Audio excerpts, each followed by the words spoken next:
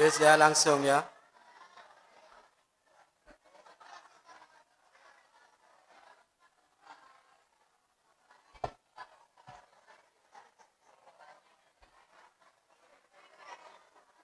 Itu le.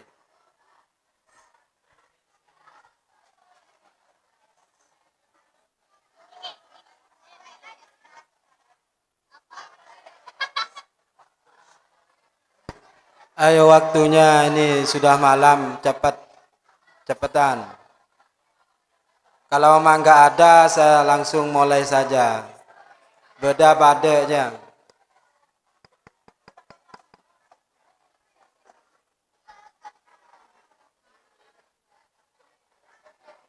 Yo ya langsung mulai aja. Anu coba dibaca. Oh ya. Ila hadrati Sayyidina Rasulullah Muhammadin sallallahu alaihi wasallam wa alihi wa alihi wa sallam. Islam. Thumma ila Sayyidina wa Sayyidina wa alihi wa umdatina dunya wa akhirah. Alimah bil bin Sayyidina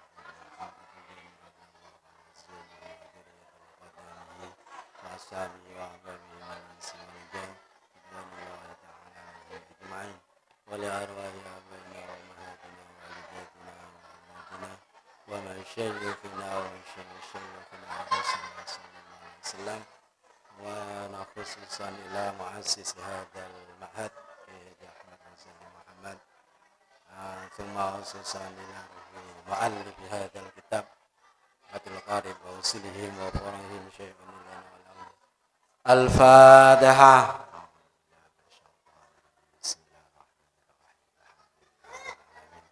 الرحمن الرحيم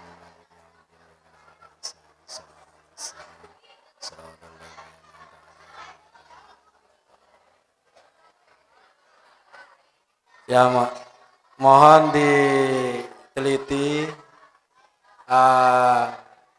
semua ya, untuk delegasi atau yang di belakang, dimohon untuk panitia menjaga sapa saageje serta ngereken ya. Ayo dingaki ya. Monggo untuk si Qori membaca bil makna. Tetenen ya, nanti ketika harkat itu kelero, jetorain, paham? Ketika Qori membaca harkatnya ada yang keliru atau nahu sorobnya ada yang keliru, etorain lagi sorobel ipole pastanya aki ala sederemah.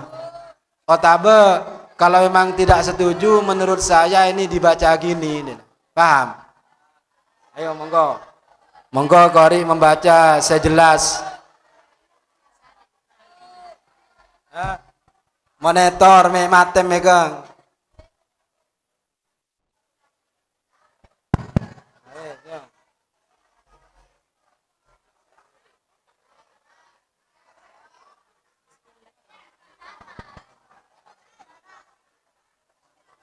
Bismillahirrahmanirrahim. Wal hayawanu lan utawi hayawan kulluhu iya cek.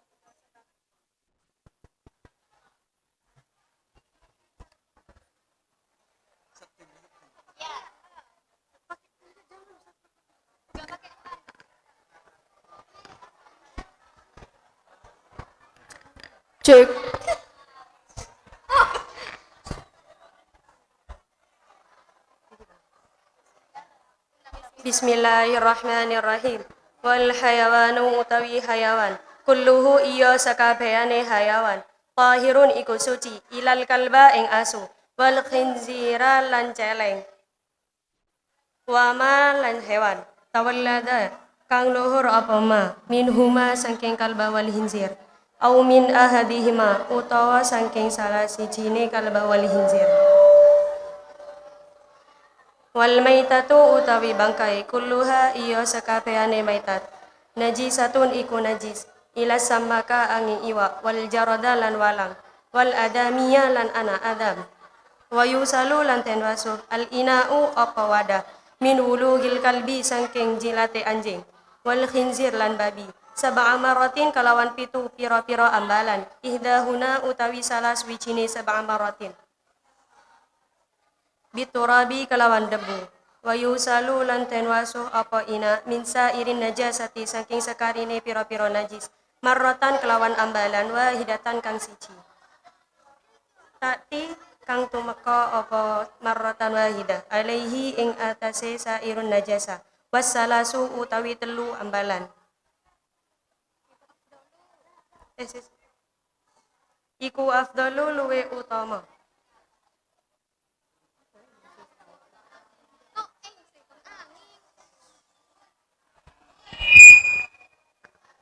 Sudah ya.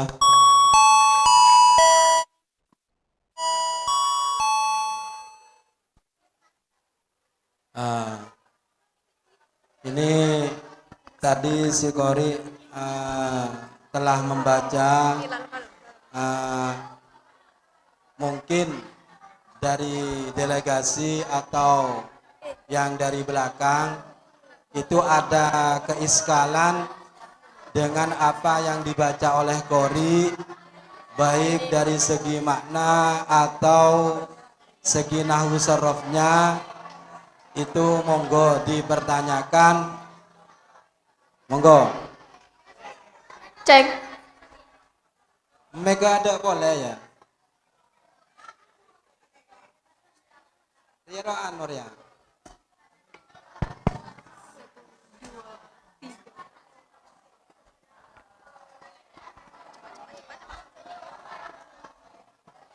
Ini dari kelas berapa ini? Kelas berapa? 11. Iya, 11. Nah, ini dari kelas 11, bagian laki-lakinya mungkin ada keiskalan atau ada yang ditanyakan.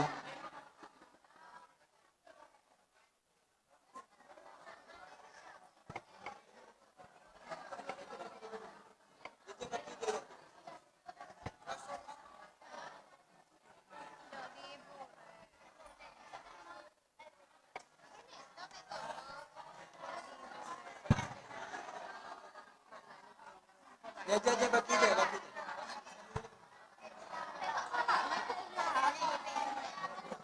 Bisa.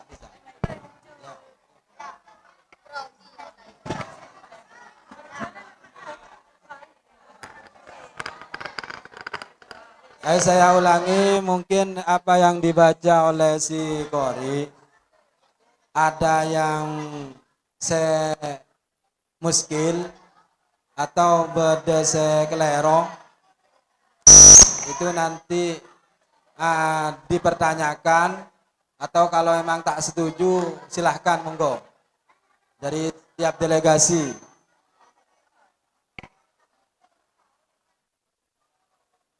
Siapa? Oh ya, dari kelas 10 monggo. Kelas 11. Oh ya, kelas 11 monggo.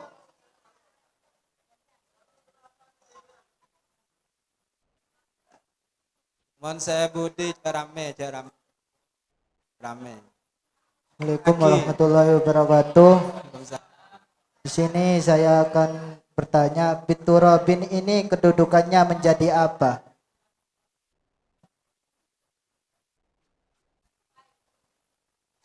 Ulangi lafaz apa? Di sini biturabin ini menjadi kedudukannya menjadi apa? Berarti untuk keiskalannya gak iskal ya. Biturabi lo ya, cuma bertanya ini ya. Monggo. Bertanya. Ya. Ya, coba. Kelas berapa ini? 8B. Ayo.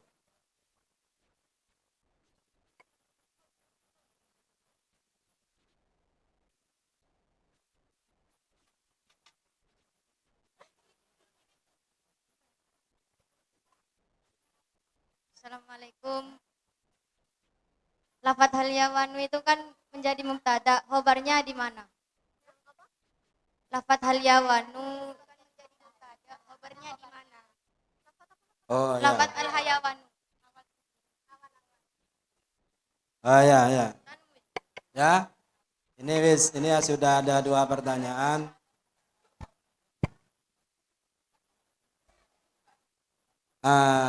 Mungkin saya mulai dari yang dari kelas 11.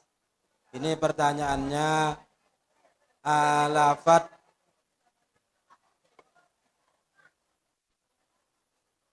biturabi ini kedudukannya menjadi apa?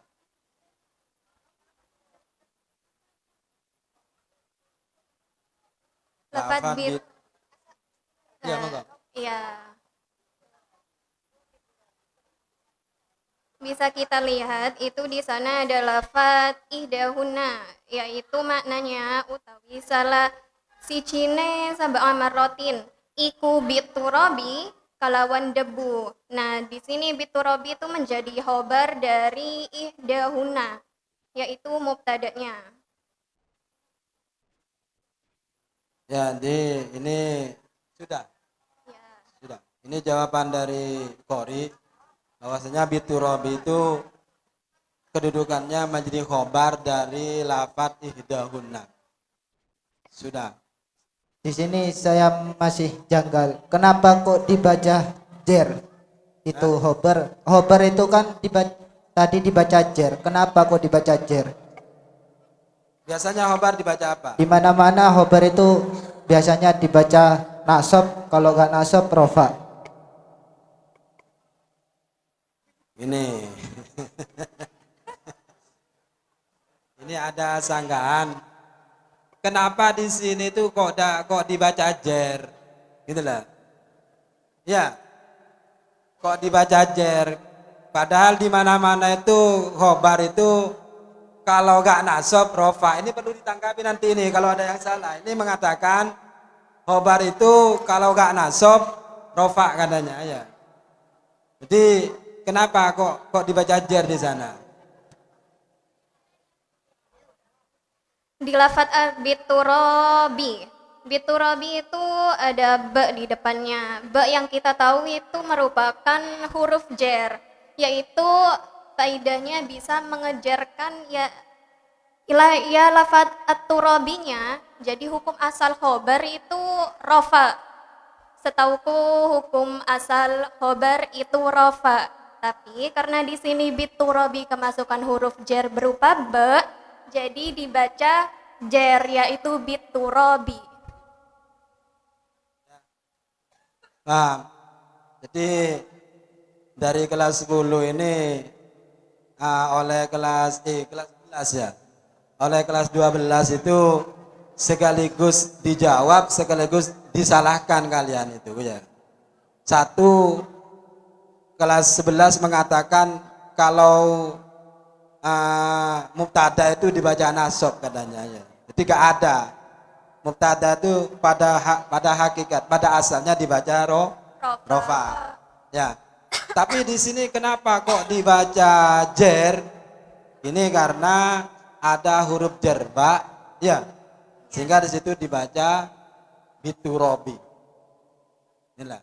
Jadi walaupun di situ kedudukannya menjadi khobar, karena di situ kemasukan jer, maka lafadz aturabi kedudukannya menjadi majrur dibaca jer biturabi karena ada lafadz huruf jer. Karena didahului oleh huruf jer. Gimana?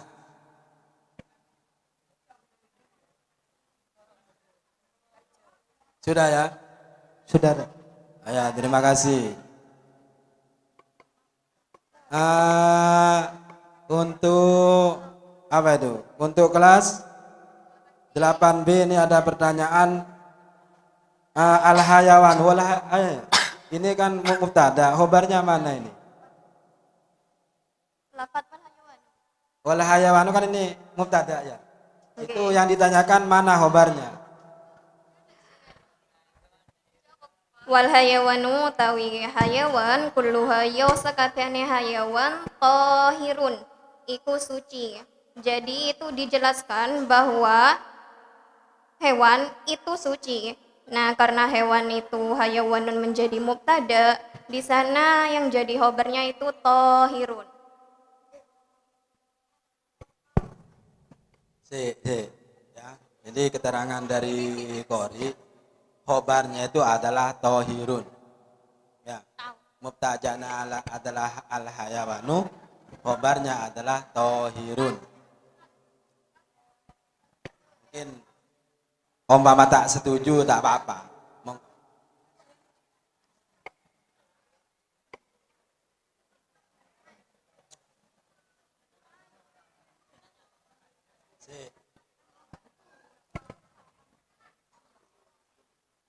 Sudah ya?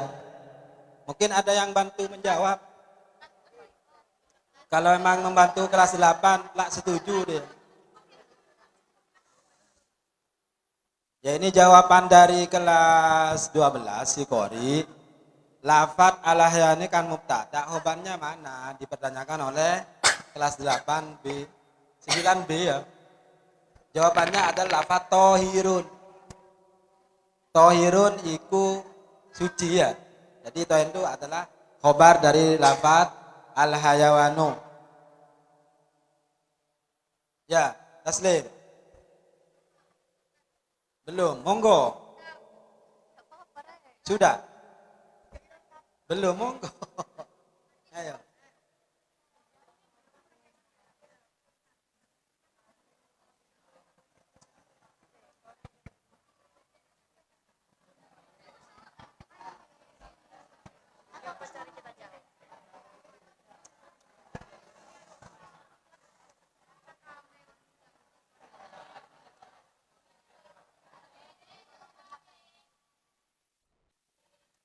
Ayo gimana? Sudah ya?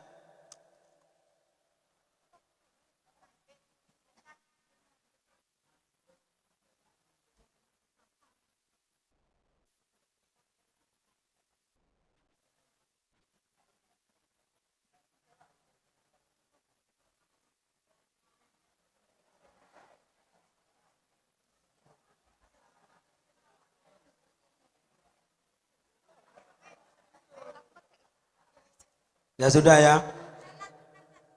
Ini kelamaan ini.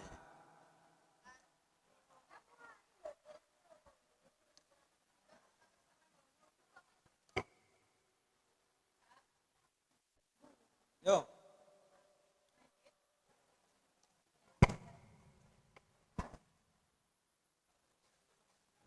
Kulluhu kan jadi mubtada, khobarnya tohirun. Sedangkan al-hayawanu itu mubtada, khobarnya kok bisa sama di tohirun? Lah, kulluhu itu dari apa? Mubtada.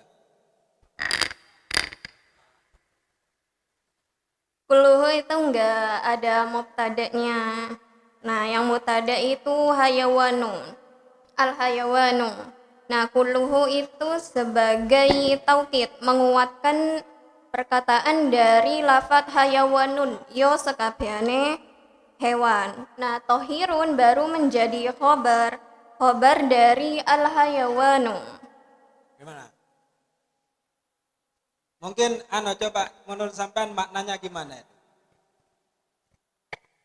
Al-hayawanu utawi hewan, kulluhu utawi sekabehane hewan.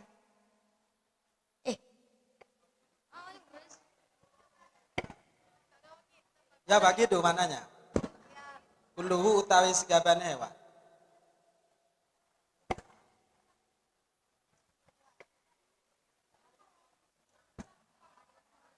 Ini berarti menurut sampean tuh kulluha mubtada. Ayo. Ini ada perbedaan. Nah, kelas 8 nih kulluha itu adalah mubtada. Itu. Ya. Kalau ada senyangga. Ya. Nyangga kelas berapa beda?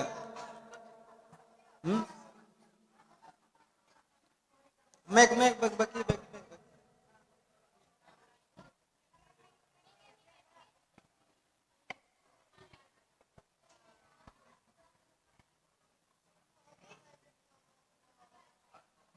Cik, kulluhu itu adalah taukid. Di mana-mana kalau ada mubtada dan khobar pasti ada penguatnya. Jika sampean itu masih ngotot itu adalah mubtada, coba jelaskan atau berikan dalil antara nahu sorof sampai ke alfiyah bahwasannya kulluhu itu adalah mubtada.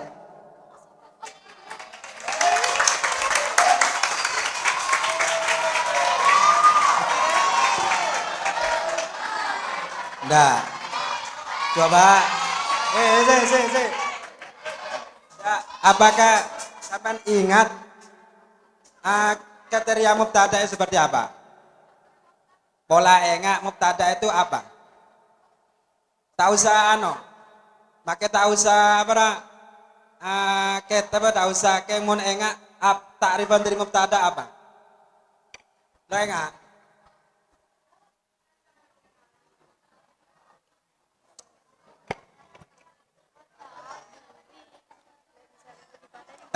Monggo pola berdiri bisa jawab.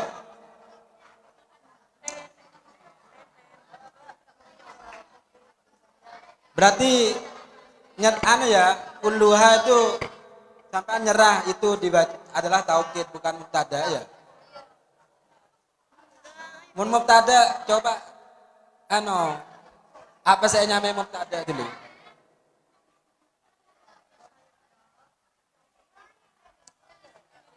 Sudah ya. Ini kami serahkan ke rumus atau musahih.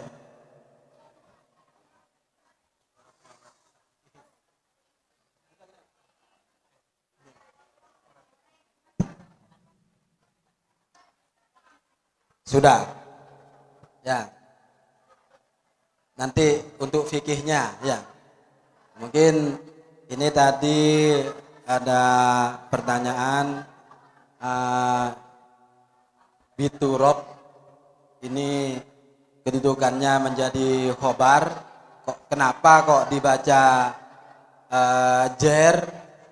Padahal khobar itu adalah rofa pada asalnya. Terus yang kedua adalah lafadz al-hayawanu, khobarnya itu adalah tohirun. Namun yang jadi permasalahan di sini itu ada yang mengatakan kulluha itu adalah mubtada, ya.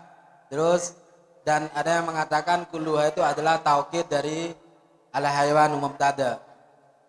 Nah, mungkin rumus atau musahih bisa menjelaskan mulai dari aturob dan tadi yang kedua itu. Monggo.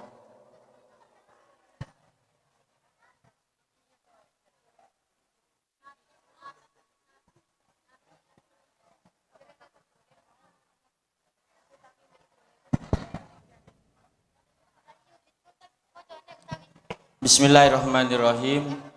Lafadz biturobi itu yang menjadi khobar sebenarnya mahalnya saja. Mahal itu tempatnya.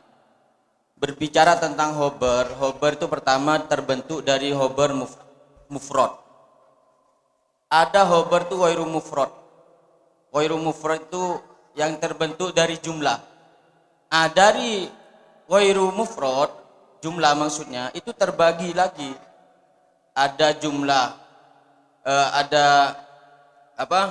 jumlah, ada sibhu jumlah. Yang jumlah itu terbagi lagi menjadi dua. Ada jumlah ismiyah, jumlah fi'liyah. Yang sibhu jumlah itu ada dua. Ada yang terbentuk dari jar majrur, ada yang terbentuk dari dorof. Nah, ihdahuna biturobi ini posisinya tetap jar majrur, cuman di sana menjadi khobar jumlah yang sibhu jumlah kok. Khobar wairu mufrad yang sibhu jumlah, yang menyerupai kepada jumlah. Kenapa dikatakan menyerupai pada jumlah? Jumlah itu berarti dikatakan melebihi dari dua, karena tersusun dari jer dan majrur. Nah, tetap biturobi, khobar tak mempengaruhi ke lafadz biturobi, karena khobar di sana hanya tempat itu. Biturobi intinya biturobi itu hanya menempati di tempatnya khobar. Jadi tak mempengaruhi terhadap i'rabnya. Ihdahuna itu mubtada'nya. Biturobi itu khobar yang terbentuk dari syibhu jumlah, yaitu jar majrur. Paham? Nah, lalu al hayawanu kulluhu tahirun, kulluhu itu menjadi taukid. Jadi tahirun itu khobarnya yang benar. Nah, muakadnya al hayawanu. Lafaz taukid itu ada kullun, ainun, ada ajma'u. Apa tadi? Nafsun. Nah, ini yang terbentuk dari kullun. Jadi kulluhu itu menjadi taukid dari lafaz al-hayawanu. Nah, taukid itu merupakan i'rab yang tabi. Tabi itu mengikuti. Berarti karena mubtada ini menjadi rofa, mubtadanya rofa al-hayawanu, maka taukid harus rofa juga. Al-hayawanu kullu. Gak boleh kulla atau kulli. Karena kenapa? Karena dia mengokohkan dari mubtada sebelumnya. Jadi harus kullu. Nah, tohirun baru ini yang menjadi khobar. Sudah cukup.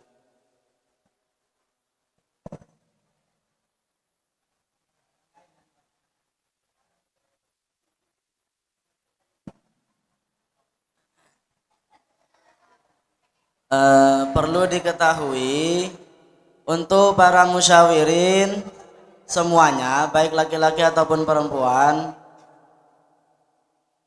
gak usah ngomong tok, apa mana ambek mangan. Yo, panitia le ono sing ketok mangan kok kon ngadeg wae yo. Iku yo jelas dak ngrungokno le ambek mangan iku, den yo ono ngrungokno ambek mangan.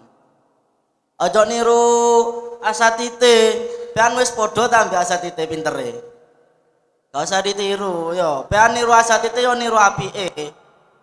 Oh asatite mangan, melok mangan ae. Iya lek pean wis pinter kaya asatite. Nyatane kan ndak ono sing nyalai ambek asatite. Wis cukup, mungkin hanya mengingatkan saja, ndak usah rame lek musyawarah. Khususnya anak kelas 7 yang masih baru itu.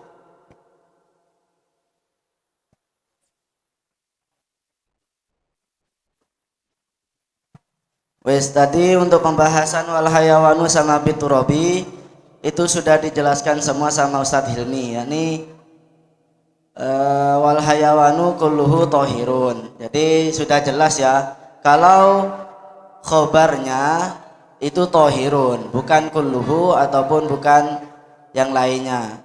Jadi wal hayawanu statusnya menjadi mubtada, tohirun khobarnya, kulluhu bukan menjadi mubtada lagi, melainkan apa? Menjadi taukid, yakni mengkokohkan lafadz hayawan, yakni menguatkan lafadz hayawan.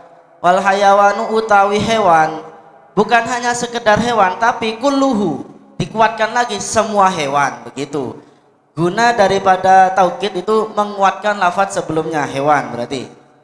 Jadi menguatkan, bukan tarkibnya bukan menjadi utawi ataupun khobar, melainkan yo taukid kulluhu yo sekabehane hewan gitu. Terus biturabi itu ketika ada dua amil maknawi dan amil lafzi, itu biasanya memang yang dipakai itu i'rabnya menggunakan amil lafzi. Karena antaranya amil maknawi yang berupa khobar dan amil lafzi yang berupa ba, huruf jar, itu kuatan amil lafzi. Mungkin begitu saja. Mungkin yang lain.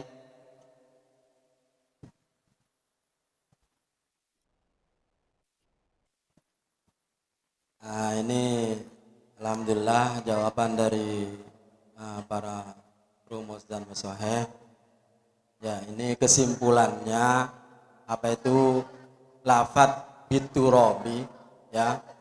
Ini kenapa kok dibaca kasroh padahal itu adalah khobar dari lafadz al-hayawan bi ihdahunna.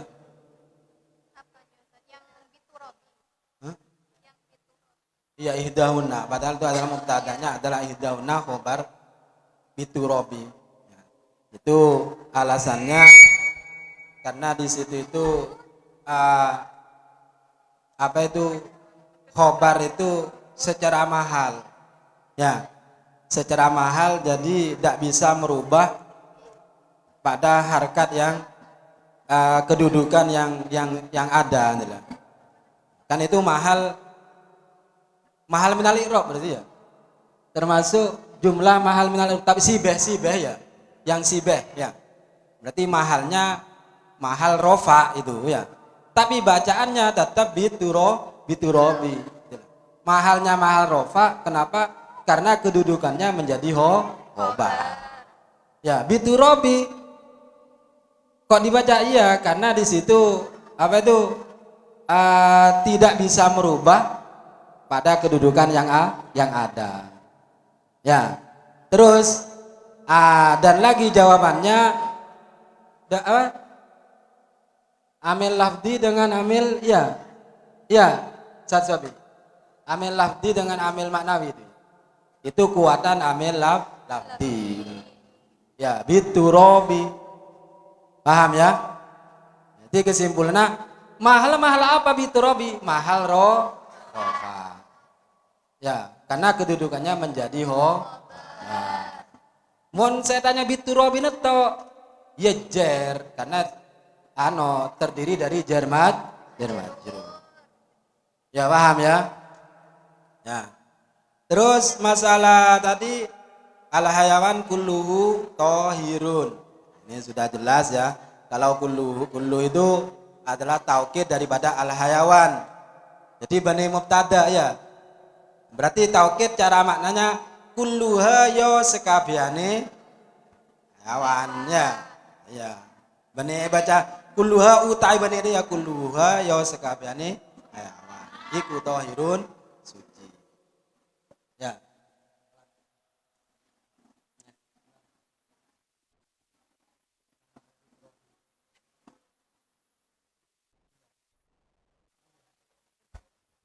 Ya, hanya sebentar, hanya sedikit yang saya tambahkan.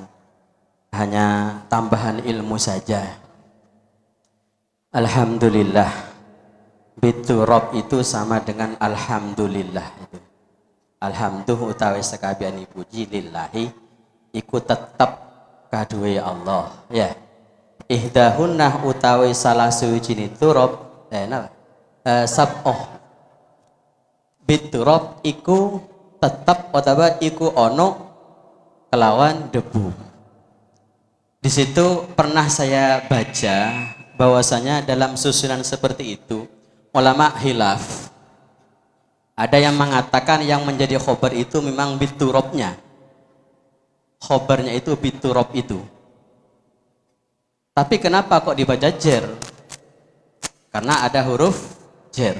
Berarti rofa secara mahallan saja. Ada yang mengatakan yang menjadi khobar bukan biturob, tapi ta'alluqnya ba.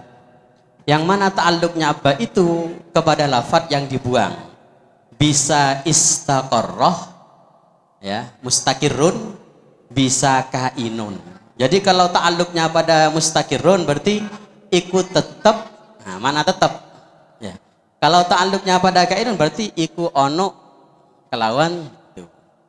Nah, pendapat yang lain ada yang mengatakan yang menjadi khobar itu bukan biturobnya, tapi ta'alluq dari ba itu, yaitu kainun atau mustakirun. Ya, hanya tambahan saja mungkin Ustaz. Ya. Terima kasih. Ya, alhamdulillah dari Dewan Pengurus semua jawaban itu insya Allah mengarah semua. Ya. Jadi khilafnya tadi itu beda saya ngocak biturobi ruah. Khobarnya bukan di lafadz biturobinya, tapi menyimpan lafadz mustakirun ya.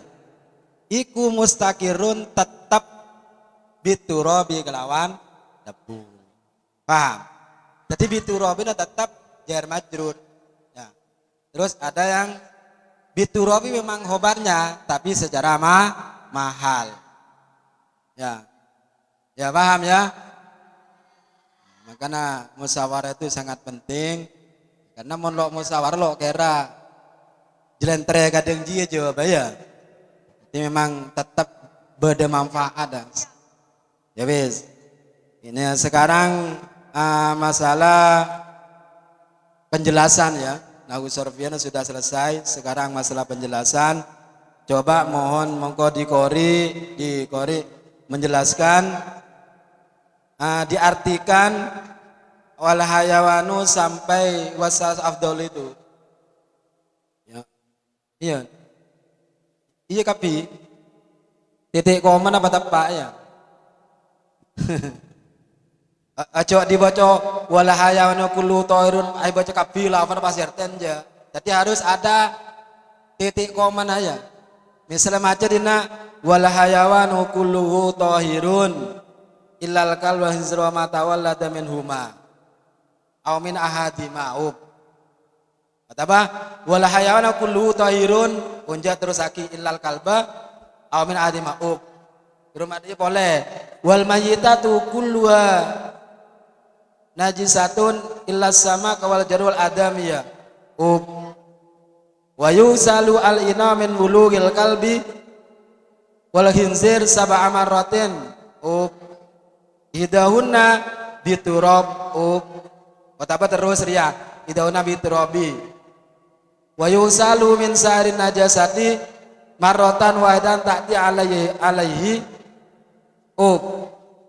wa salasu afdalu makanya saya sangat minta nanti para wali kelas memang betul-betul menggembleng anak didiknya baik dalam segi makna dan pengertiannya itu mohon digembleng di waktu musyawarah seminggu 2 kali ya.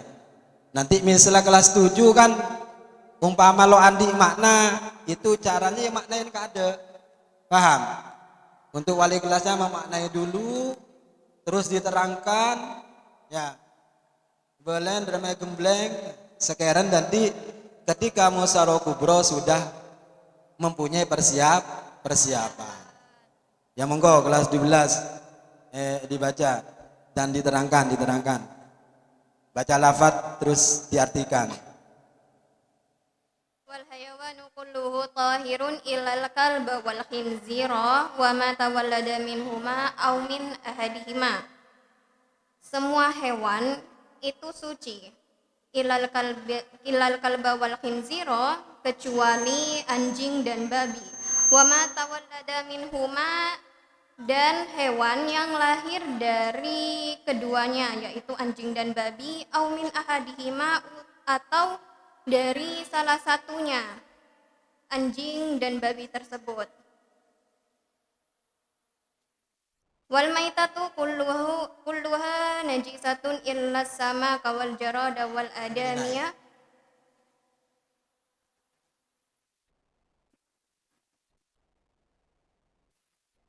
Semua bangkai itu najis illa sama kawal jarada wal adamiyah kecuali bangkainya ikan, belalang dan anak Adam. Wa yusalul ina'u min wulughil kalbi wal khinziri sab'a marrat.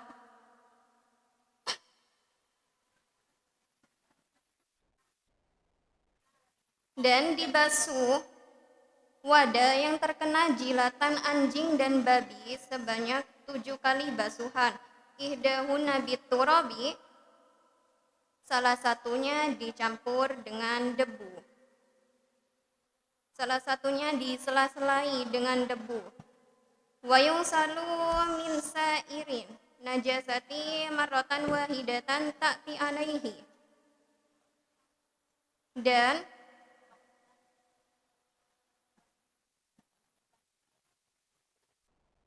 Dan najis lainnya itu dibasuh sebanyak marrotan, yaitu 1 kali, marrotan wahidatan 1 kali,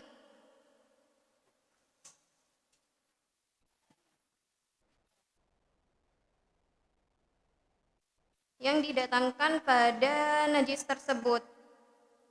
Wasalasu afdalu, adapun 3 basuhan itu lebih utama. Ya, ini sudah diartikan. Mungkin ada yang tidak setuju dalam pengertian tersebut di lafaz yang mana, atau memang dipertanyakan. Coba gini aja, biar rentet. Coba diambil secara wal hayawanu kullu tahirun sampai aumin ahadihima. Yud. toren kapi tetene. Wal hayawanu kulluhu tahirun ilal kalba wal khinzira wa ma tawallada minhuma aw min ahadihima. Semua hewan itu suci kecuali anjing dan babi, dan yang lahir dari keduanya aw min ahadihima atau dari salah satunya. Ya, paham. Terus pengertiannya pada iskal. Pengertiannya pada iskal. Ada atau lain kepahaman. Otaba atanya wis. Ya. Sekemek kader. Ya kader gelek kanan. Ini. Kelas berapa itu? 9A. Ayo.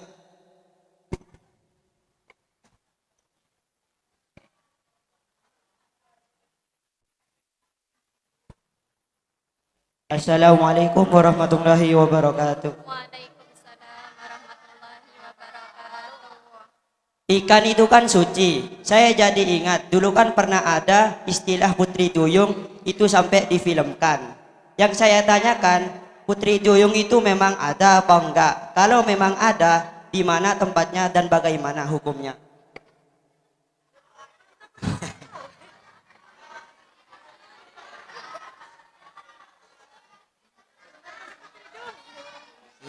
Si. Up. Kalau masalah ada tidak adanya, renakin mendatang pakar putri duyung. Nakin mendatang orang sesaktek, kota beda remah. Ya. Dia mah, ini ada berumus. Apakah mau dilanjut pertanyaan ini? Di atas.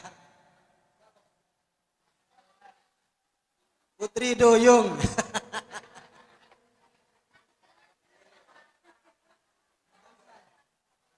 Mungkin ya bane ya tidak menghargai pertanyaan. Karena umpama beda hukum nemu di putri duyung.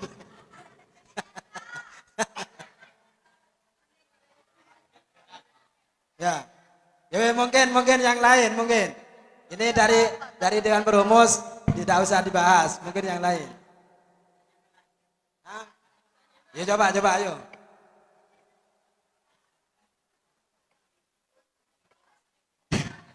Kan lafaz wa ma tawallada itu kan apa saja yang keluar dari anjing atau babi. Nah, misalkan ada perkawinan antara anjing atau babi dengan manusia, lalu melahirkan anak manusia, itu hukumnya bagaimana? Ya, ini ayo, wes, up. Ya, wes, makanya saya itu kan lebur bahas itu, ini nanti pertanyaannya itu bisa meluas. Dan ternyata mun lakar cerdas ongku, lem abada. Lem korong itu loh. Luar korong kan bada ya. Nah, itu mun cerdas bisa jawab, ada takbirnya juga. Ya. Ini pertanyaannya gini. Ya, di luar di lafadznya ini kan wa ma tawallada minhuma ya. Nah, terus sekarang bagaimana hukumnya antara hubungan babi dengan manusia ya, atau anjing dengan manusia, kemudian melahirkan, kemudian abudu lajaan ang dalam madela ya, najis apa enggak ya, nak aropa penusa ya, najis apa enggak? Monggo.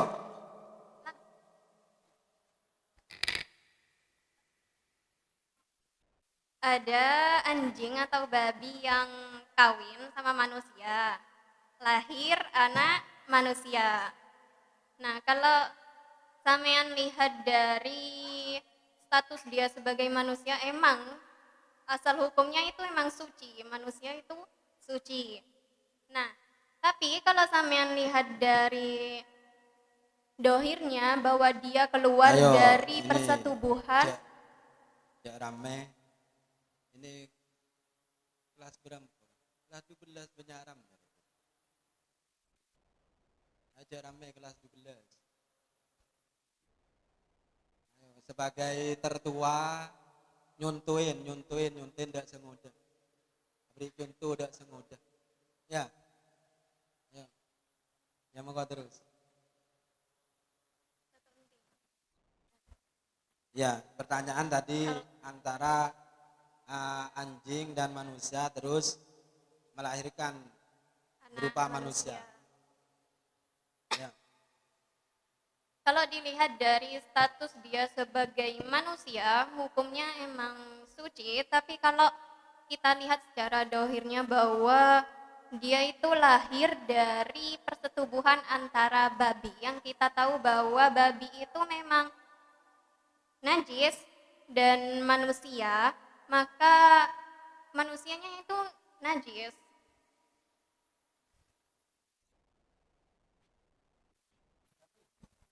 Hukumnya najis. Ya, ini jawabannya najis tetap. Jadi najis, ya najis mughalladh ya. Karena di situ lahir hasil dari anjing. Hasil dari persetubuhan antara manusia dan anjing. Terus yang dibuat tendensi itu mana?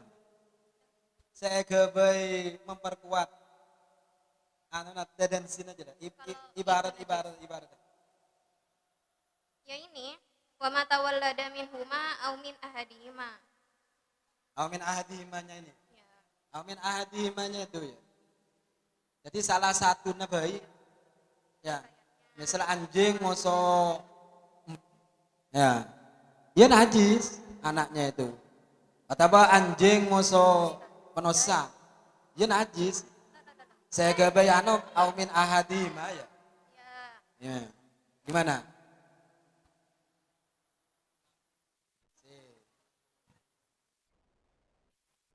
Untuk yang lain drama mungkin menerima atau tidak menerima dengan jawaban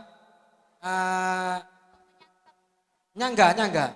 Oh kok sip, nyangga tak apa-apa. Yang kuat tanya ya. Assalamualaikum warahmatullahi wabarakatuh. Waalaikumsalam warahmatullahi wabarakatuh. Saya mau menyangga dari pernyataan si Kori karena saya menemukan ibarat dari kitab Hasyiah Al-Baijuri menurut Imam Romli wa syamilu kalamuhu al-mutawallada baina kalbin wa adamiyin, ketika ada hubungan anjing dan anak Adam, fa in kana ala surati kalbi fanajasun, dan ketika yang keluar anaknya anjing maka itu dihukumnya najis. Wa in kana ala suratil adami fatahirun, dan jika anaknya keluar manusia maka itu hukumnya suci menurut Imam Romli. Dan menurut Ibnu Hajar wanajasun ma'fuun anhu, najis tapi najisnya itu dimakfu. Ya. Sudah?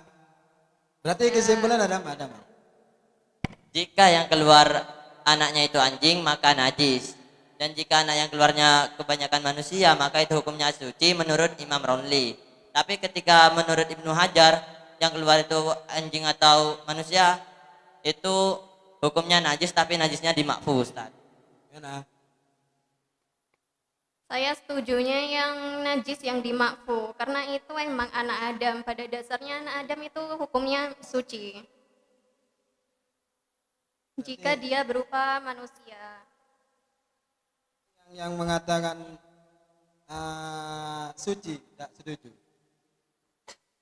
Kalau langsung dinyatakan suci, saya kenapa kok langsung suci gitu loh? Mengingat dia itu lahir dari persetubuhan anjing sama manusia, yang kita tahu anjing itu najis.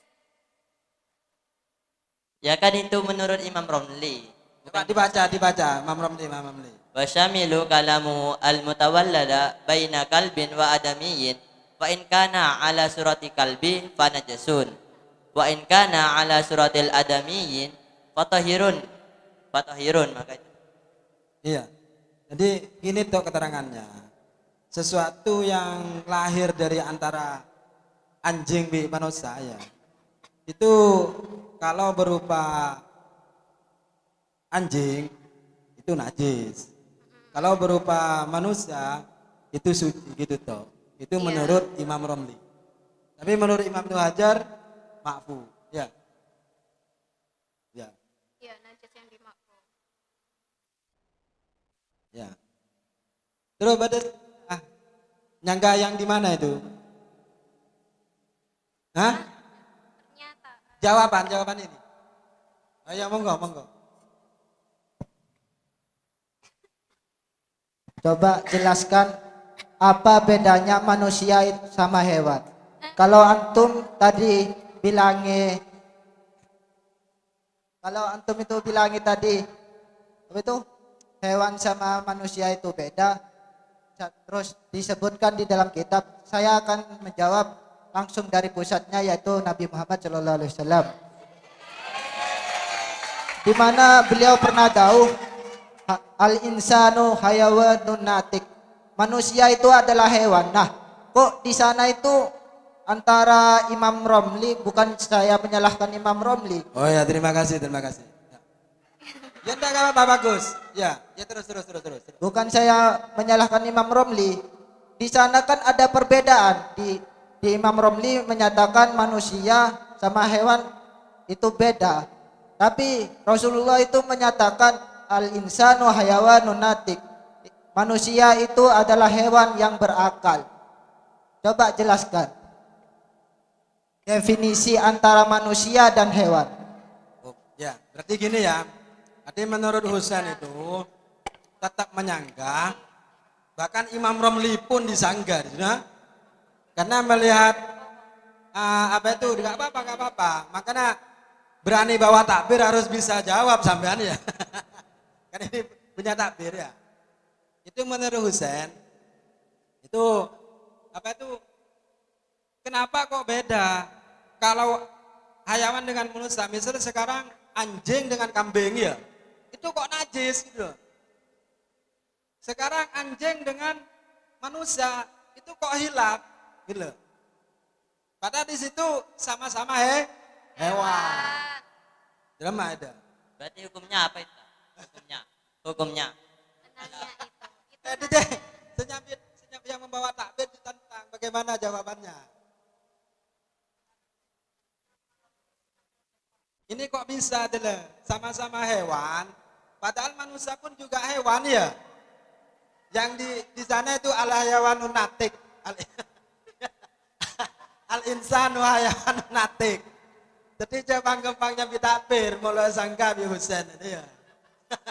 Pakai takbir lah sore sangka ya, kau bisa aja ayo. Ayo. Ya apa jawabannya? Bantu. Iya ayo.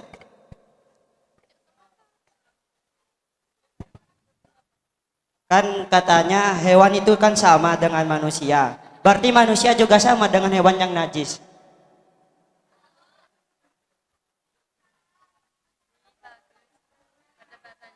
Beda antara manusia dan hewan itu beda. Bedanya itu apa? Yaitu akal. Kan di sana Rasulullah sudah menyatakan dawuh al insanu hayawanun natik.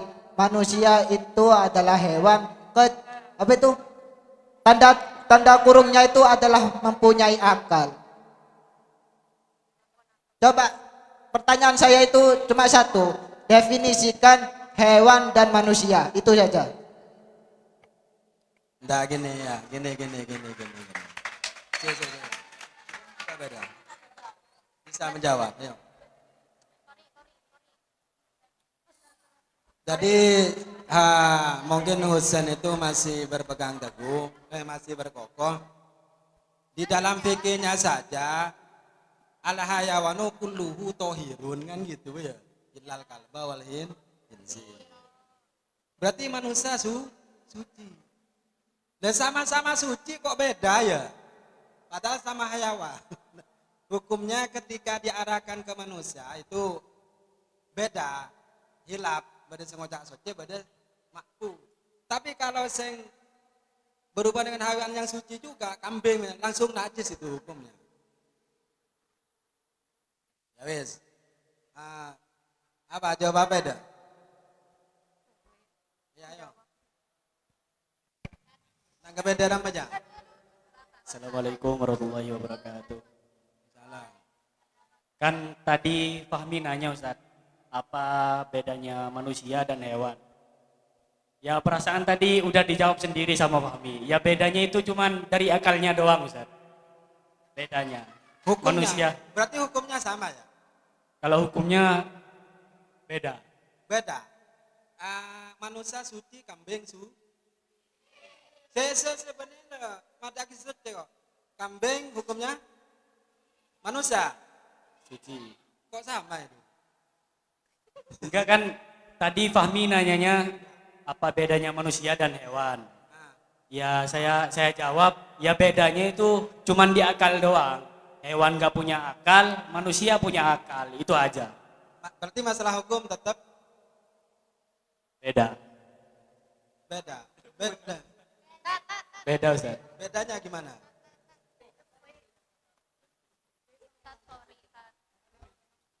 Kori. Ini bukan bukan Makanya dari kelas psikori tadi apa itu? Ini masih kayak masih cocokan ke Ibnu Hajar yang mengatakan najis tapi dimakfu. Polan ya dia. Karena bantu jusin apa beda daripada socem bisa lain deh ya. Ya mungkin ini PR bagi perumus. Aja Bapak. Menyangkal. Ngomong. Mari.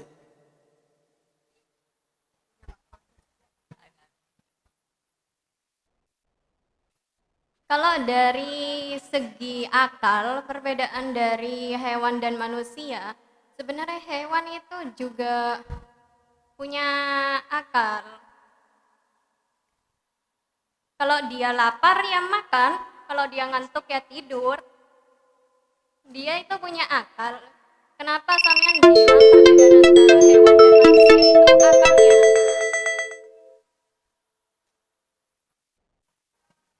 Ya mungkin ini terlalu jauh karena yang ditanyakan hukumnya.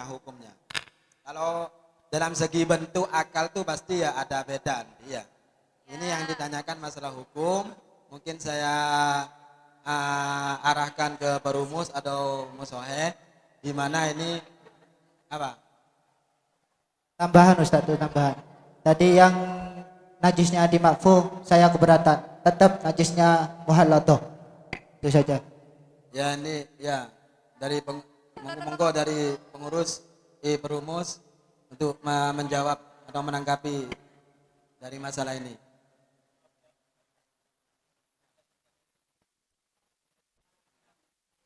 Kalau ada hubungan anjing dan manusia dan yang keluarnya kalau manusia gimana? Kalau bangkainya ikut.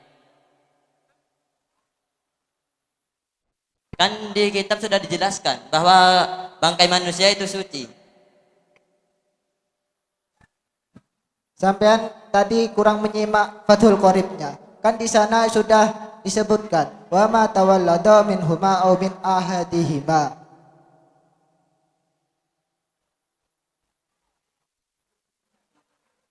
Ya sudah, ini hanya menanggapi pertanyaan dari Jusin ya.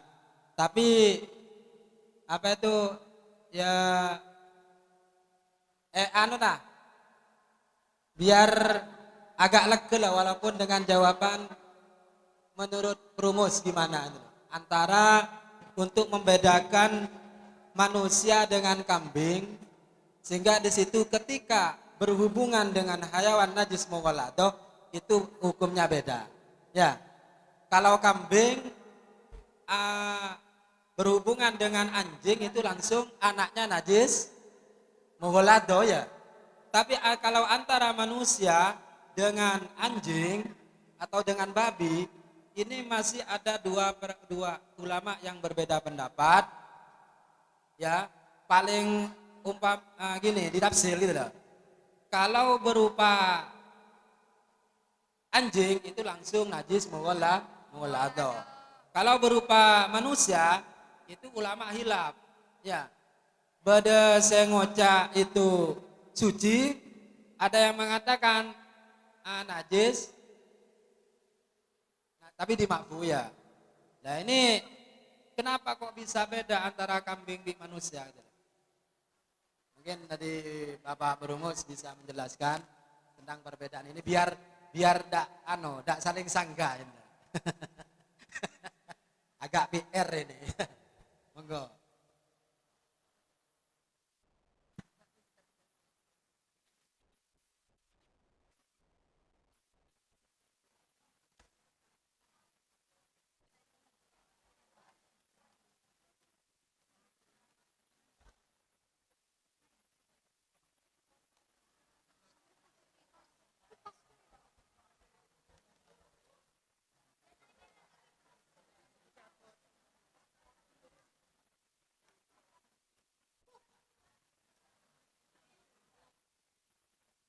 Kok dari Berumus?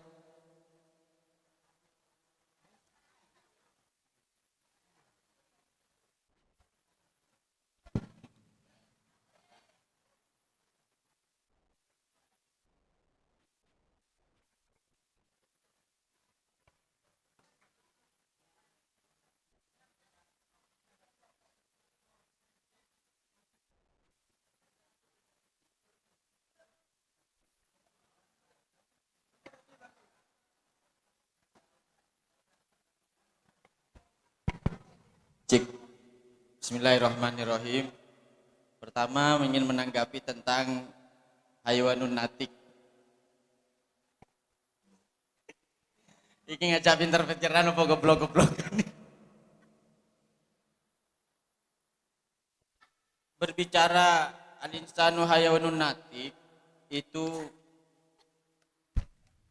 secara lafaz ya. Kata hayawan itu diambil dari kata haya. Haya itu hidup artinya. Nah, kalau melihat secara harfiah itu ada manusia dan sapi, anjing dan lain sebagainya. Langsung saja perkawinan silang yang terjadi yang seperti yang ditanyakan oleh Sail di situ memang ada hilaf. Di sini ada ibarat dalam kitab Al-Bujairumi dijelaskan walau adamiyan. Di sini disarahi lakin makahalluhu ay mahallu kaunil mutawallid bainal kalbi wa ghairihi najisan illam yakun ahadu aslaihi adamiyan au kana ala ghairi suratil adami. Yang menyatakan bahwasanya yang terlahir dari anjing dan lainnya anjing, baik itu hewan yang suci atau hewan yang najis, itu hukumnya najis, dengan catatan apabila salah satu dari kedua orang tuanya tidak berbentuk manusia, bukan manusia, atau bukan berbentuk selain bentuk manusia, itu yang najis ya. Jadi perkawinan silang antara hewan suci dengan hewan najis itu bisa dihukumi najis apabila salah satunya bukan manusia. Apabila kedua orang tuanya itu salah satunya bukan dari manusia dan juga bukan berbentuk manusia. Sekarang ada tafsilannya. Fa in kana ahadu aslaiha adamiyan, apabila salah satu dari kedua orang tuanya itu terdiri dari manusia, seperti kambing dengan manusia, seperti anjing dengan manusia, wa kana ala suratil adami, dan anaknya berbentuk manusia, walau seperti yang disampaikan Berumus tadi, walau fi nisfihil a'la, walaupun tidak seutuhnya manusia, atasnya saja yang manusia. Imam Romli faqala syekhuna mimra wa huwa tahirun, disebut suci. Jadi ketika salah satunya itu salah satu dari orang tuanya itu berupa manusia dan bentuknya bentuk manusia anaknya tersebut, maka menurut Imam Romli itu hukumnya suci wa yu'ta ahkamul adamiyyin, dan beri hukum seperti hukum manusia mutlakon secara mutlak. Adapun kaidah yang mengatakan wa qaidatu yatba'ul far'u akhassa aslahi fin najasah aglau bijatun.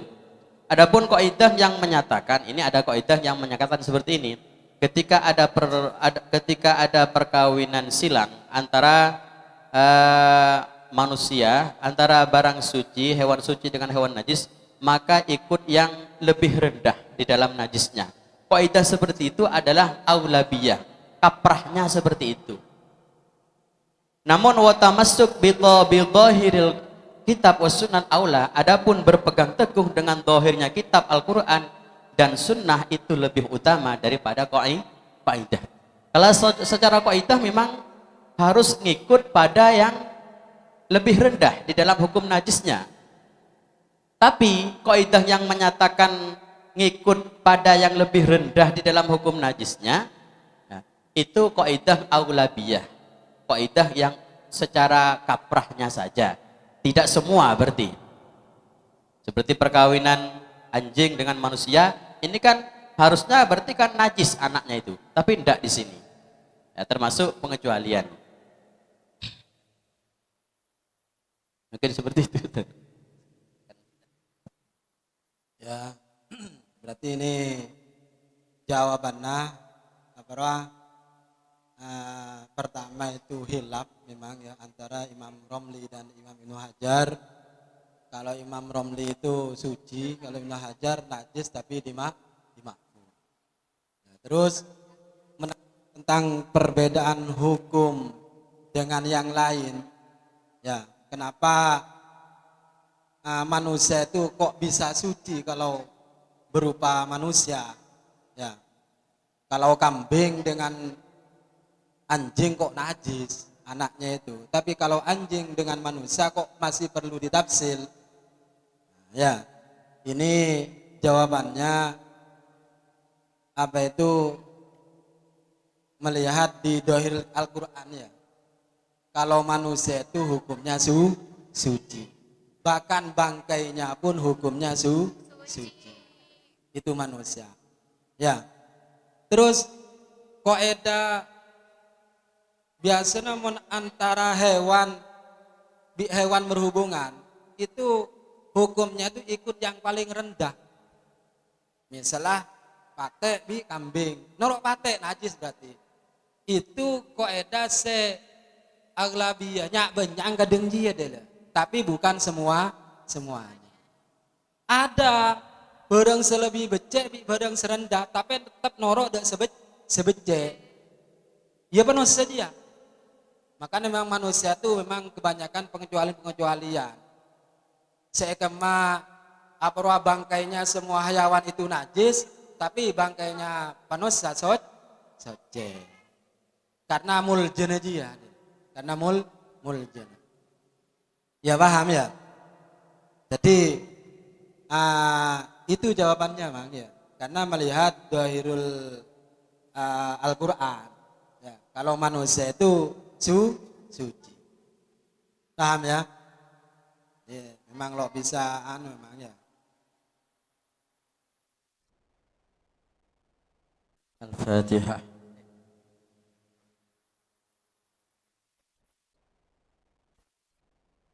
Kilo masih jam kurang satu kali.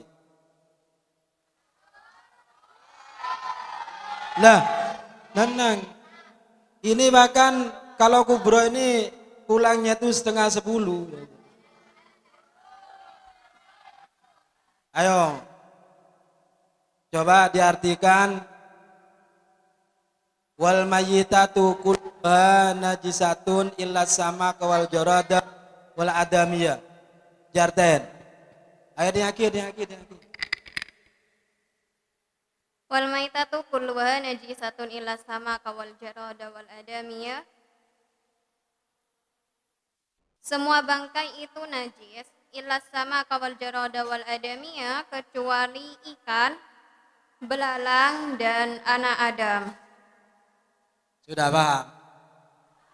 Ada yang mau ditanyakan? Ya. Kelas berapa itu? Ya, kelas 9. Si, ulah kadungan. Lah ketela ada cek semakan nak. Ya anu bingko. Jauh dari bingko itu. Ayo.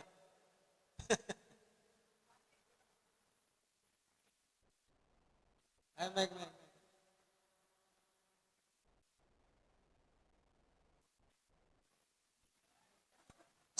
Cik.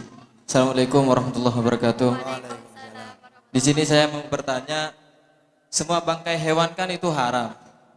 Lah, najis. Kecuali hewan, ikan, dan bangkai anak Adam. Di sini saya bertanya, misalnya kita di hutan tersesat, nah di situ kita kelaparan, di situ cuma ada bangkai babi.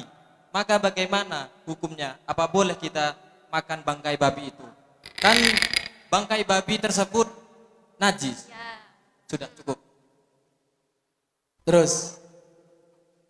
Tulis. Malah tak kecewakan kok, Bang. Ya. Pertanyaan saya cuma gini, Ustaz. Apa yang dimaksud dengan bangkai? Bangkai. Ya. Jadi yang dimaksud dengan bangkai. Ini pertanyaan ada 2 dari kelas 9A dan kelas 9B. 9A ini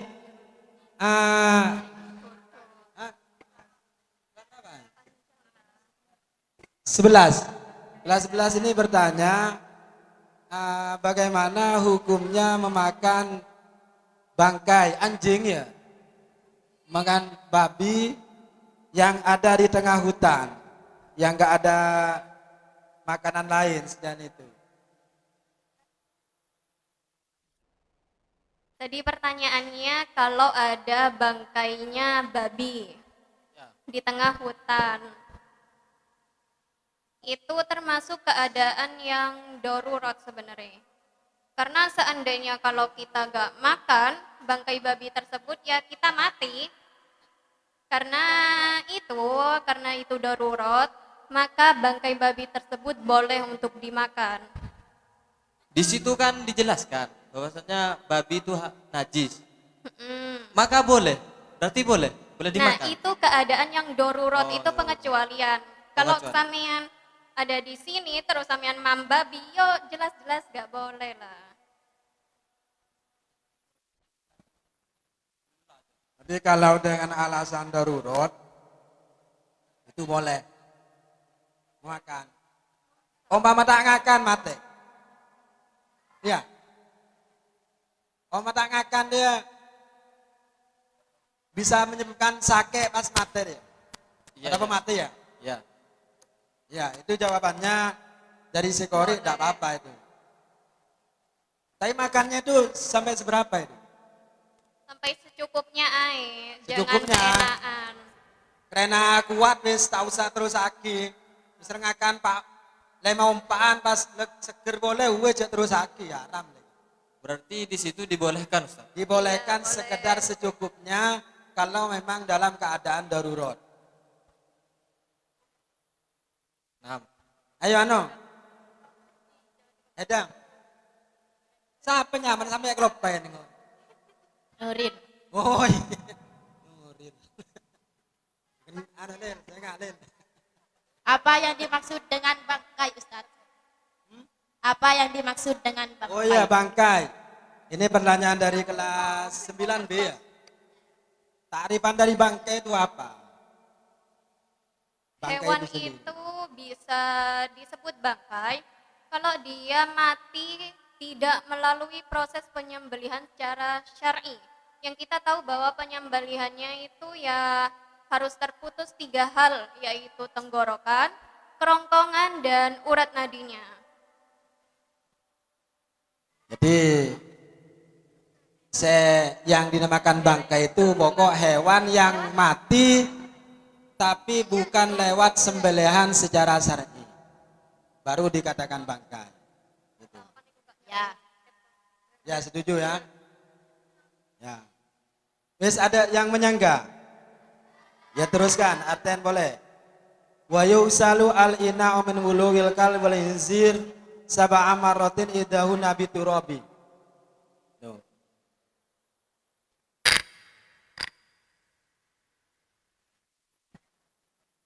Wa yusalul ina min wuluhil kalbi wal khinzir sab'a marratin. Dan basuh wadah yang terkena jilatan anjing dan babi itu dibasuh sebanyak 7 kali. Ihdahu nabi turab, dan salah satunya itu dengan debu.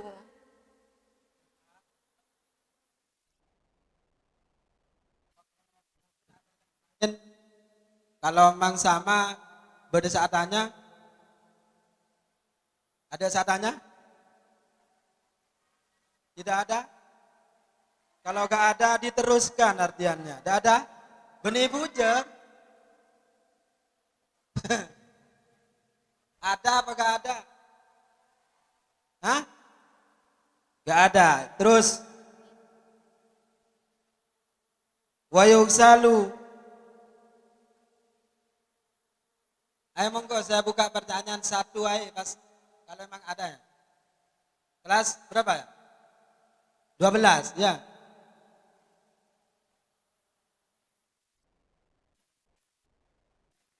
Ayo Pak Ano peniat sedia lagi mare dile. Mau tak niat bingkok terus akhirnya mare. Ayo peniat sak Jawa bareng ayo. Assalamualaikum warahmatullahi wabarakatuh. Waalaikumsalam warahmatullahi wabarakatuh.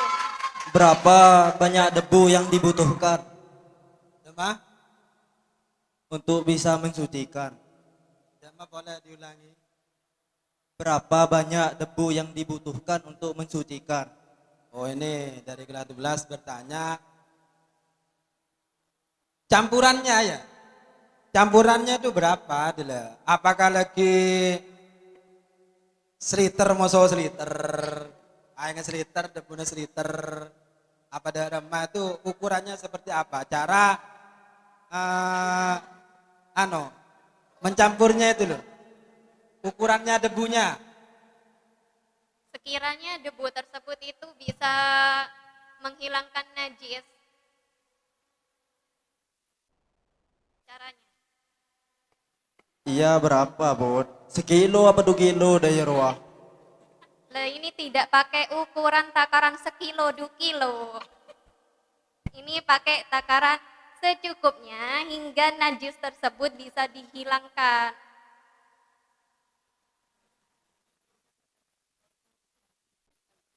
Berarti ya ini ada jawaban dari si Kore secukupnya sekiranya najis dapat dihilangkan. Misalnya enggak gini, misalnya airnya 1 canteng debunya berapa? Ya tabur ke yang najisnya itu Ustaz. Oh ditabur ke najisnya. Tapi kalau caraku itu dianu ke airnya. Tapi cara ngukurnya ke najisnya. Apanya? Lah ya cara masangnya itu gimana? Ukuran debunya Itu kan ada 7 basuhan ya harusnya. Ya. Nah, supamane ambek misalnya ambek canting, gayung. Nah, itu kan 1, 2, 3 sampai beberapa atau kebasuhan ke-5, pas kebasuhan ke-6 ambil canting, kita masukkan debu, ya secukupnya aja, dan lalu dibasuh ke yang najisnya. Di sini tuh siapa deh?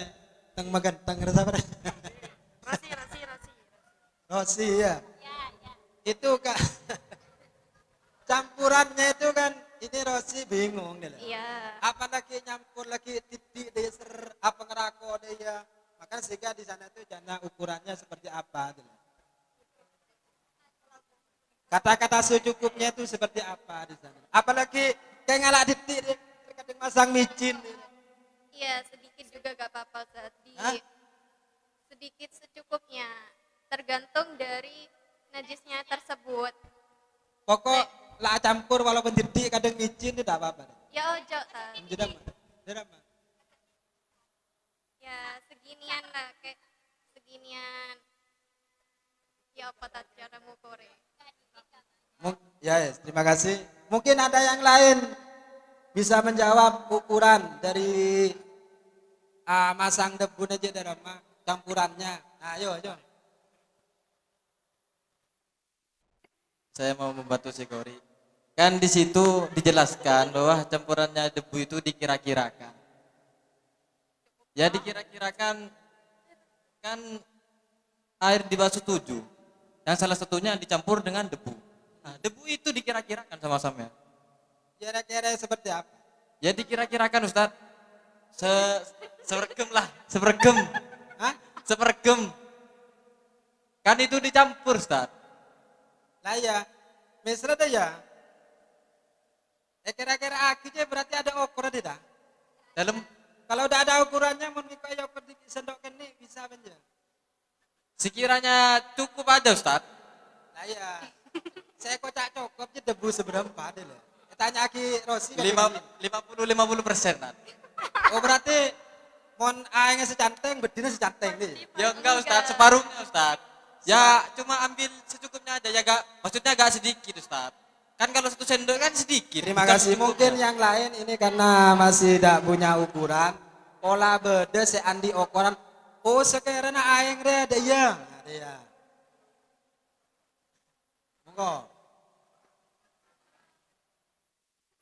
Ayo Nuril, bisa Ril, jawaban Ril. Tidak diterima jawaban sekarang. Lagi bayar tanya, lagi sang bujer. Ayo monggo. Ada. Ya itu Ustadz. Yang sama dengan ukurannya. Iya sama Ustadz, cuma kan di sini perbedaannya kan dia cuma menanyakan apa segi ukurannya berapa. Kan di situ secukupnya Ustadz. Kan kalau 1 sendok itu bukan secukupnya itu. Secukupnya itu berapa? Anu bayi, iya setiap bayi kok melapain anu ya, melapain soto mah. Beri puja secukupnya. Oh iya secukup berarti 3 sendok. Itu secukupnya. Masalah seceteng kan kita ada operasi secukupnya itu. Beri 2 sendok. Ada kopi. Kopinya segelas. Terus gulanya berapa? Ya secukup berarti gula.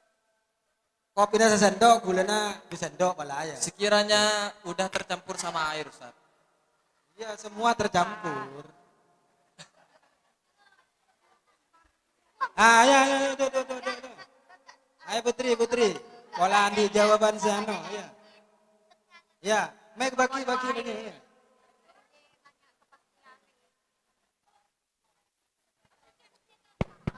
Ya sesuai bentuk najisnya Ustadz. Misalnya najisnya kecil, ya kita naruh pasirnya ya lumayan lah.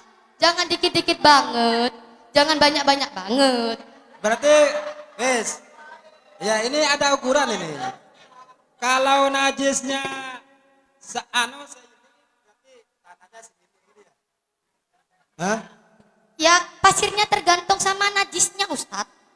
Lah iya. Iya. Berarti mau najis misalnya 1 peta ini, ambilnya debunya 1 peta ini, dicampurkan gitu. Itu pasirnya sepergem. Sepergem. Iya. Jika pasirnya segitu loh Ustadz. Tergantung, pokok sama dengan ini ya. Ya najisnya. kira-kira aja Ustadz. Nong rasa sen. Noro boy. Ya mungkin kita pasrahkan ke Berumus Penting jawab. Ya gak apa. Penting berani. Ya kan Ustadz ya? Ya. Pola ya bingko. Berina bocoran. Ya. Ini kalau mengukur ke najis tidak bisa. Sedang mengukur ke najis ya najis misalnya sedepes ya tanah ya. Beri aeng seember setong. Bisa ada. Mengukur ke najis ya. Apa tak mengukur ke air? Nah, gitu loh. Hasilnya gampang. Beda air mutlak. Beda air sabun. Kada jeto. Nah, cara ngukur aja campuran aja lemah. Ya, yes, kami pasrahkan ke perumus. Monggo, ini ada pertanyaan dari si siapa Jerosi ya. Otik tahu nyaman ya, siapa nyaman si Teng Megenteng.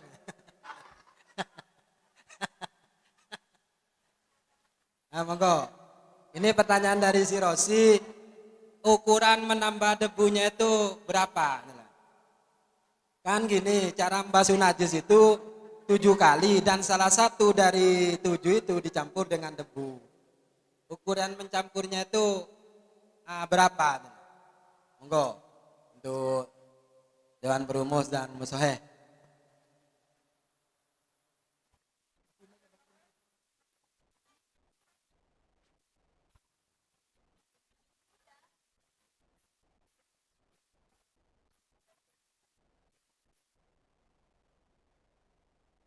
Bagaimana Kak?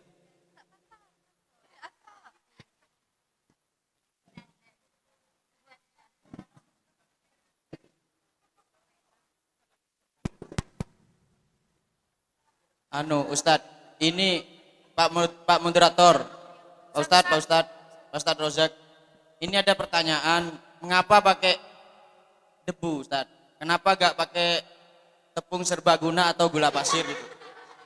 Mungkin karena waktunya sudah. Ini karena sudah terlahir. Dan ini jawabannya apa dari Perumus ya untuk ini ukurannya itu sekarang. Untuk yang dijawab ukuran debunya seperti apa? Lagi saya penurin. Lagi bisa tanya ke Ustadz Hilmirin. Ya. Bisa. Yuk, monggo Perumus. Campuran debunya itu sampai berapa? Atau Gus Nukman bisa untuk menjawab.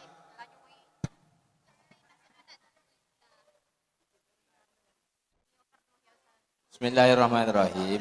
Ya, ini sedikit dari saya. Ini saya menemukan takbir kadar atau turab debu itu berapa sih? Apa sekilo, apa 2 kilo, apa 1/4 atau berapa itu? Di sini ada takbir di kitab Bejuri. Wa turabu al-mutalatu binahwi daqiqin haitsu qadril ma. Nah, ini simple. Turab atau debu yang dicampurkan itu sekiranya apa? Yang awalnya air ini putih bersih, nah, sekiranya itu airnya itu keruh. Bihaitsu qadril ma. Paham? Dikasih debu. Kalau dikasih debu sedikit tapi tidak keruh airnya tetap putih, itu masih kurang. Paham? Sekiranya air ini yang asalnya putih bersih terus dicampuri debu yang kiranya air itu keruh. Paham? Nah, leko, bahasanya keruh itu leko. Nah, itu kadar turabnya. Kalau misal air sesebak kasih debu sedikit tapi tidak memengaruhi keputihan air, kemurnian airnya, itu masih belum. Ini sedikit tapi simple. Berarti tidak melihat najisnya, melihat airnya yang dicampuri dengan debu. Sekiranya airnya itu keruh, udah berubah dari bentuk asal airnya, ya paham? Nah, gitu.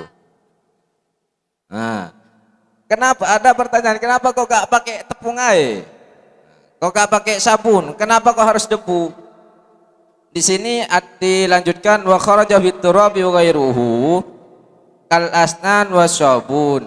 Nah, dikecualikan dari turab atau debu. Kalau alasan detailnya saya belum menemukan takbirnya. Yang pasti itu dikecualikan dari debu, yaitu sabun. Tidak boleh memakai sabun dan lain sebagainya. Kalau di sini takbir yang saya temukan seperti itu. Tetap memakai debu. Karena wa kharaja biturabi dikecualikan. Tidak boleh memakai sabun atau lain sebagainya. Artinya apa? Harus tetap turab atau debu ya. Mungkin dari para musaid ini cukup dari saya. Mungkin dari Bapak musaid.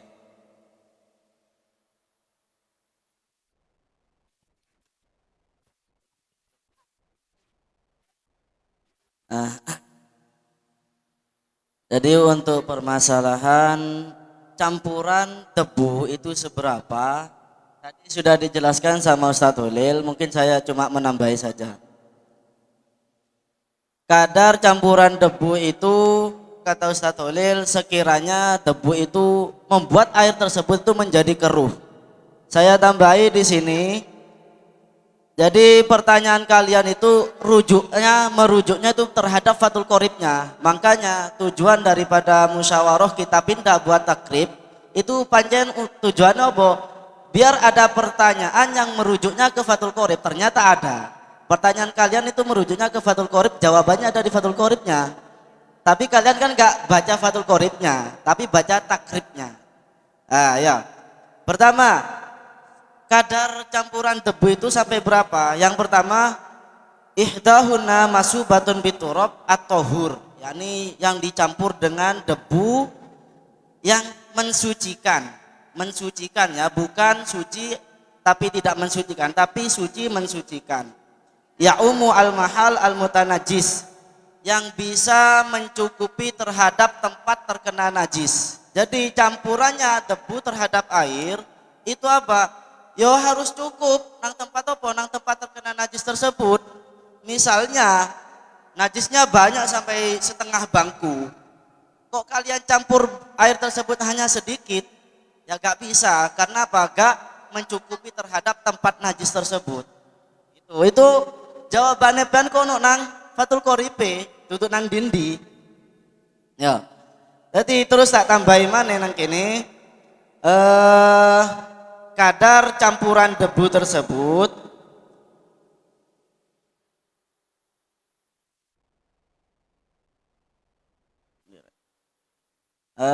wal wajibu minat turab ma yukaddiru al ma'a wa yasilu biwasitatihi li jami'i ajza'il mahallil mutanajjis. Wajibnya tercampurnya debu terhadap air itu apa? Sekiranya debu itu membuat air tersebut itu menjadi keruh dan adanya air tersebut ini menjadi sambungan untuk mencapai terhadap jusnya tempat yang terkena najis. Jadi campuran kan mensucikan najis mughollath itu 7 kali basuhan, yang salah satunya dicampur dengan debu. Pertama dengan air disiram, terus terakhir yang ketujuh ini airnya dicampur dengan debu. Airnya ini harus dengan debu yang mencukupi terhadap air tersebut sehingga air tersebut itu menjadi keruh. Mergo akene debu iku mau koyo ngono ya. Mungkin cukup. Mungkin dari perumus yang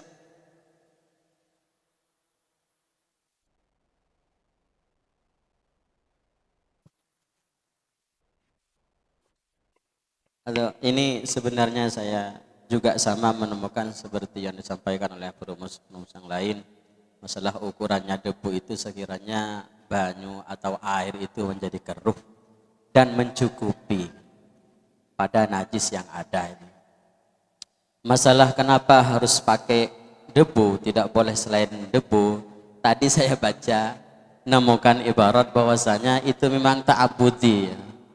Ya, jadi kalau ta'abudi itu tidak bisa ditanyakan kenapa alasannya wah harus debu kok tidak lainnya debu, itu ta'abudi itu.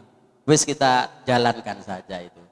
Layuk kolu itu tidak bisa kita angan-angan alasannya kenapa itu tidak bisa. Memang perintah dari Allah seperti itu, ta'abudi. Paham ya? Ini ta'abudi itu yang memang perintah dari Allah seperti itu. Memang hukum itu ada yang ta'abudi, ada yang ta'akuli. Di antaranya yang ta'abudi yang tadi itu yang harus campur dengan debu itu, bukan yang lainnya. Mungkin hanya ini yang dapat saya sampaikan. Saya ingin menambah sedikit ya. di dalam konsep izalatun najasah itu kita tahu di sana ada 3 jenis najis, yaitu mughaladah, mukhafafah, dan mutawassithah. Saya senada dengan yang disampaikan oleh Ustaz Faisal bahwa dalam konsep izalatun najasah mughaladah ini lebih cenderung pada masalah ta'abudi. Mulai dari pembasuhannya 7 kali, kemudian perangkat-perangkat yang digunakan untuk izalatun najasah ini pakai debu, itu semuanya konsep kerangkanya lebih cenderung kepada ta'abudi. Itu yang pertama. Kemudian yang kedua, mengenai kaifiyah izalatun najasah yang mughaladah, najis yang mughaladah, itu ulama memberi tawaran, ada beberapa cara-cara. Apakah nanti pertama kali yang harus dicampurkan itu basuhan pertama, atau basuhan terakhir, atau tengah-tengah? Ini banyak sekali tawaran-tawaran yang saya baca seperti di dalam kitab Taqrirus Syahididdah. Di sana disampaikan bahwa kaifiyah yang paling adil dalam masalah izalatun najasah itu ternyata adalah pembasuhan pertama itu harus dengan memakai debu. Artinya campuran debu yang pertama, campuran debu itu diletakkan di awal kali. Ini menurut Taqrirus Syahididdah. Dan ini yang lebih utama. Andai saja praktiknya tidak demikian bagaimana, maka itu sah-sah saja. Yang penting 7 kali pembasuhan. Itu pertama. Jadi di dalam masalah izalatun najasah yang mughaladah ini ulama menawarkan beberapa varian untuk izalatun najasah yang mughaladah. Apakah debu itu diletakkan di akhir dari pembasuhan 7 kali itu, atau di depan, atau di tengah? Ternyata kalau menurut kitab Taqrirus Syahididdah itu disampaikan yang lebih utama itu yang pertama. Wes. Kemudian yang perlu diingat lagi, konsep izalatun najasah sing mughaladah itu adalah setelah najisnya itu hilang. Pembasuhan 7 kali ini dilakukan setelah najis itu hilang. Jadi prakteknya bagaimana? Prakteknya adalah ketika Anda kena najis yang mughaladah, entah itu dari kalbun atau khinzir, dari babi ataupun dari anjing, maka caranya adalah izalatun najasah dulu. Najis harus dihilangkan sedemikian rupa sehingga tidak ada wujudnya najis, baru kemudian konsep mashun sab'atu marah itu yang salah satunya biturab. Jadi konsepnya begitu. Mengenai posisi debunya itu diletakkan di mana dari sab'ah marrah itu, ini terjadi beberapa penawaran, ada yang di belakang, ada yang di depan, tapi yang lebih utama adalah di depan. Sehingga ini dicampur sedemikian rupa, kalau di dalam kitab Taqrirus Syahididdah itu bahasanya bikadarut, artinya sesuai senada dengan yang tadi, debu itu bisa merubah warna air sehingga kelihatan butek, apa Jawanya butek gitu. Keruh, begitu keruh. Pokoknya pokoknya air itu yang awalnya putih menjadi keruh, kemudian baru dilaksanakan mashun sab'atul marot. Saya kira itu tambahnya. Monggo Ustaz. Ya, terima kasih. Ini sudah dilantre dari para dewan Sohai dan Perumus jawabannya ya. Ya pokoknya yang terakhir tadi cara membasuhnya itu pertama najisnya dihilangkan dulu ya. Dihilangkan bersih, baru kita menghitung 7 kali dan salah satunya dicampur dengan debu. Gitu ya. Terus boleh pertama. Pertanyaannya kira apa? Ya terus sebenarnya. ukuran debu ya. Terus ukuran debu tadi pokok bisa merata terhadap najis.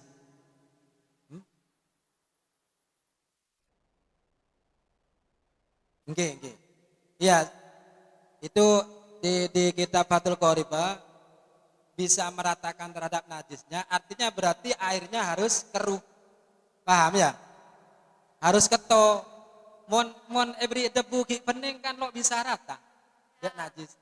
Ki cek mungkin car mecar debune ya. Makanya harus di ekocak keto, paling tidak sekiranya itu nyamen air debu ya. Bukan air mutlak. Tapi tetap suci karena itu perubahannya dengan debu. Ya. Ya paham ya? Ya wis.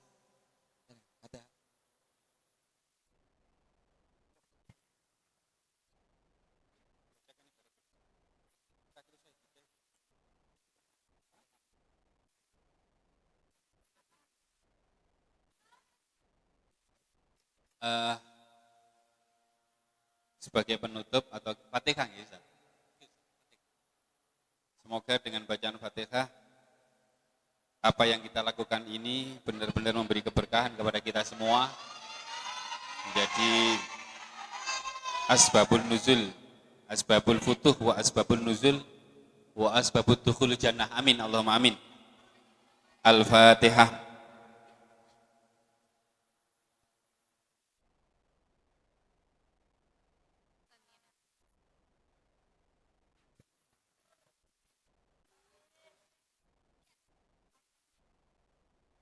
Semoga dengan berjalannya acara musyawarah tadi kita semua mendapatkan ilmu yang bermanfaat. Amin, amin ya rabbal alamin.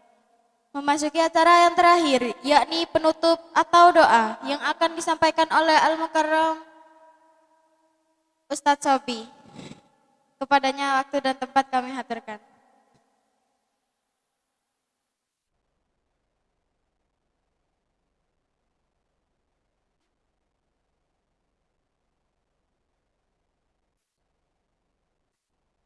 Bismillahirrahmanirrahim. Alhamdulillahirabbil alamin.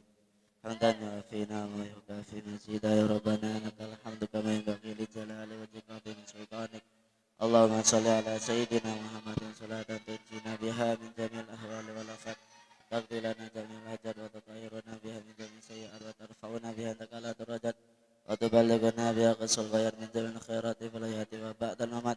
Rabbana anfa'na bima 'allamtana rabbi 'allimna alladhi yanfa'una rabbi faqihna wa faqih ahlana wa qarabatilana fi dinina.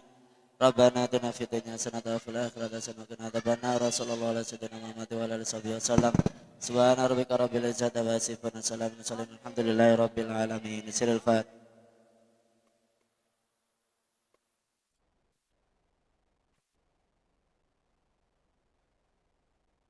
Demikian dari saya selaku pembawa acara pada malam hari ini. Apabila ada kesalahan serta kekurangan, saya mohon maaf sebesar-besarnya. Wassalamualaikum warahmatullahi wabarakatuh. Allahumma sholli ala sayyidina Muhammad.